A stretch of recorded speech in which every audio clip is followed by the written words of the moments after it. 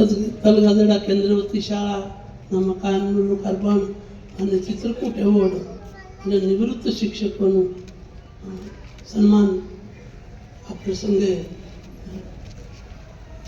જેમણે સમય પહોંચે અને યજમાન પદ સ્વીકાર દર વખતે એવા વિશ્વ વંદનીય સદા સર્વદા પ્રાતઃ સમરણી એવા જે મોરારી બાપુને વંદન.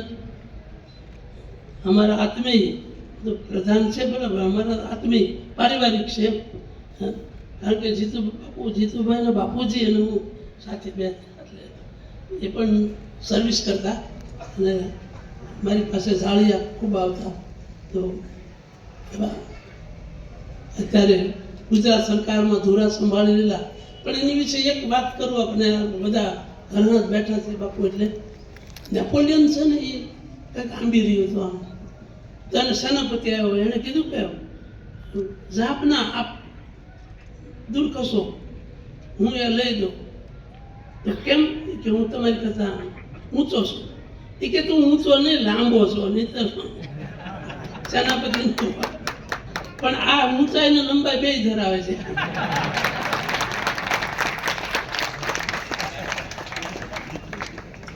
હવે જીતુભાઈ મને થયું કે ઘણા સમયથી છૂટાય છે, અમારી બેસવા આવે, પણ શિવાભાઈ ક્યાંક લોક સાહિત્યમાં આ સરસ બોલ્યા આ વખતે.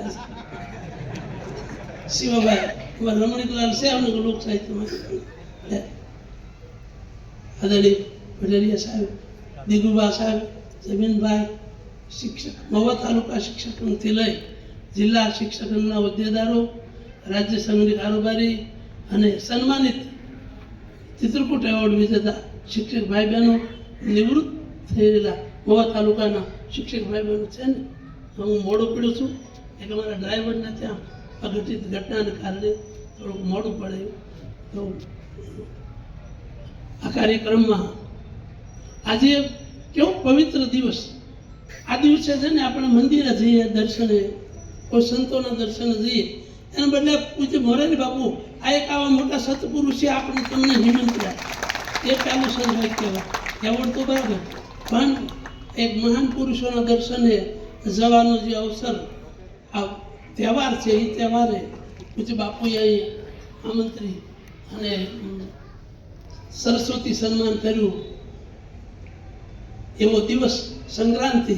બાપુ પાંડુરંગ દાદા મને 78માં મળવા પધારેલા અને વેરાવળ ત્યાં એમણે આ એક ભાવગીત પોતે ગાતા. એણે ગવડાવ્યું હતું, સંક્રાંતિનો કાળ ખરેખર ક્રાંતિ કેરો કાળ છે, ભક્તિની શક્તિ દર્શવા વિશ્વ ઘણું જ વિશાળ છે, ભક્તિની શક્તિ દર્શવા વિશ્વ ઘણું જ વિશાળ છે, વંદે જગત ગુરુ, વંદે જગત ગુરુ, વંદે જગત ગુરુ. આ જગત ગુરુનું વંદના માટે ગાયું. સંક્રાંતિ એટલે ક્રાંતિની સંક્રાંતિ. એમાં એમણે સરસ રીતે સમજાવ્યું હતું કે ક્રાંતિમાં હિંસા હોઈ શકે, પણ સંક્રાંતિ છે ને એમાં બાપુએ જે 3 સૂત્રો આપ્યા છે, સત્ય, પ્રેમ, કરુણા, એમ જીતુભાઈ કણ કણ ક્ષણ ક્ષણ પ્રેમ વહેતો હોય એ સંક્રાંતિ. અને આજે બહુ મોટી વાત, હું સારું લગાડવા નથી કહેતો, પણ તમે સૌ સંક્રાંતિ કરનારા ભાઈ બહેનો બેઠા છો અહીં. સંક્રાંતિ કણ કણ ક્ષણ ક્ષણમાં પ્રેમ, વિદ્યાર્થીના જીવનમાં પ્રેમ, કરુણા, દયા. અને આજે અંધકારથી પ્રકાશનું પર્વ છે આ સંક્રાંતિ. સૂર્ય આજે 3 વાગે ધન રાશિમાંથી મકર રાશિમાં, જેને દેશી ભાષામાં કમૂરતા પૂરા થયા અને શુભ મુહૂર્ત, શુભ દિવસો શરૂ થયા. ગીતાજીના 8મા અધ્યાયમાં 24 ને 25 શ્લોકમાં અગ્નિર જ્યોતિ હે શુક્લ કૃષ્ણ ઉત્તરાયણ, આ ઉત્તરાયણ શરૂ થયું. 6 મહિના ઉત્તરાયણ, 6 મહિના દક્ષિણાયન. તો એ અંધકારમાંથી પ્રકાશ તરફ જવા માટે સંક્રાંતિ એટલે અજ્ઞાન ને જ્ઞાનથી, વેમ ને વિજ્ઞાનથી અંધશ્રદ્ધાને શ્રદ્ધાથી દૂર કરવાનો અવસર એટલે સંક્રાંતિ, સંઘક્રાંતિ. સારા માણસનો સંગ થવો જોઈએ. અને આપણા મનની અંદર અનેક વિટમણાઓ, આમ તો યુનેસ્કોના બંધારણમાં લખ્યું છે. આપણા મહાભારતમાં કુંતા માતાએ કહ્યું, પાર્થને કહો ચડાવે બાણ, હવે તો યુદ્ધ જ કલ્યાણ. એટલે કિશોરલાલ મસરૂવાળે બાપુ લખ્યું કે મુઠ્ઠી જેવડા હૃદયમાં પેલું મહાભારત ખેલાઈ ચૂક્યું હતું. કુંતી અને દ્રૌપદીના હૃદયમાં મહાભારત ખેલાઈ ચૂક્યું હતું અને પછી બહાર આવ્યું. એમ દરેકના હૃદયમાં યુદ્ધ ખેલાતું હોય એ સમયે આ સંક્રાંતિ છે ને, એ આપ જેવા શિક્ષકો, ગુરુજનો એ જીવનને એનું ઘડતર અને તણતર. હવે મારી વાત એ કરવી છે, આજના મોબાઈલ યુગમાં પૂજ્ય બાપુએ ઘણા વર્ષો પહેલા કહ્યું હતું, એ તો પણ સદ ગ્રંથોનો વાંચનની જરૂર છે. કારણ કે આદર્શ જીવનનું ઘડતર અને તણતર એ સદગ્રંથોના વાંચનથી થાય છે.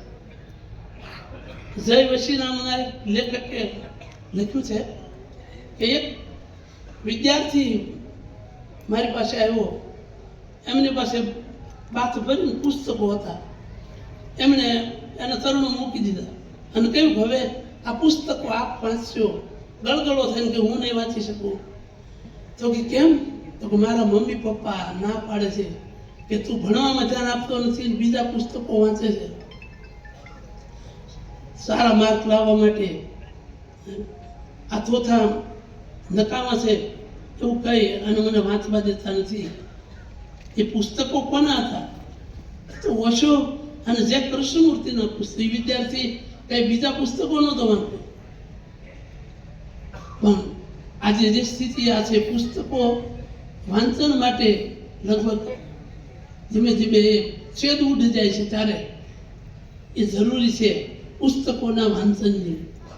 એ વિદ્યાર્થી સારા ગુણ લાવતો હતો અને એમ વધારાના સમયે વાંચતો હતો મગજ ફ્રેશ કરવા.